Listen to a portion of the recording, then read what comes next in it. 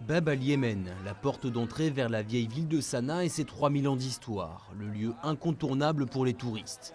Mais depuis quelques mois, ces derniers ne sont pas nombreux sur le parvis. L'instabilité du pays touche de plein fouet le secteur touristique.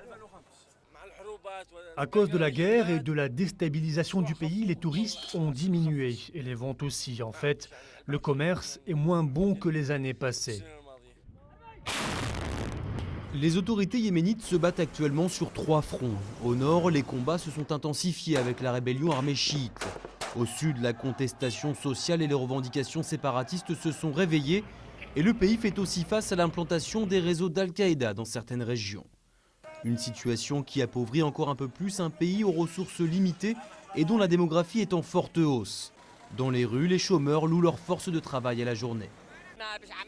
Il n'y a pas de travail, on reste assis sur le trottoir. De temps en temps, on trouve du boulot. D'autres fois, non. La situation économique du pays et sa stabilité politique, ce sont les 2 dossiers sur lesquels planchera la conférence internationale sur le Yémen qui se réunit ce mercredi à Londres. Car pauvreté et radicalisation politique vont de pair pour cet économiste. Quand les gens ne trouvent pas de travail, ils prennent un autre chemin et peuvent commettre des actes criminels. Ils peuvent notamment rejoindre le réseau Al-Qaïda. Par conséquent, quand les Yéménites ne voient pas concrètement les fruits du développement économique, ils sont sujets à la marginalisation et à toute forme de radicalisation politique.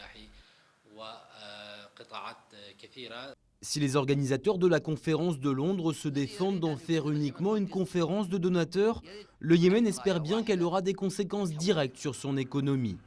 4,7 milliards d'euros pourraient être débloqués si le pays s'engage à ce que cet argent bénéficie au peuple à travers de réels projets de développement.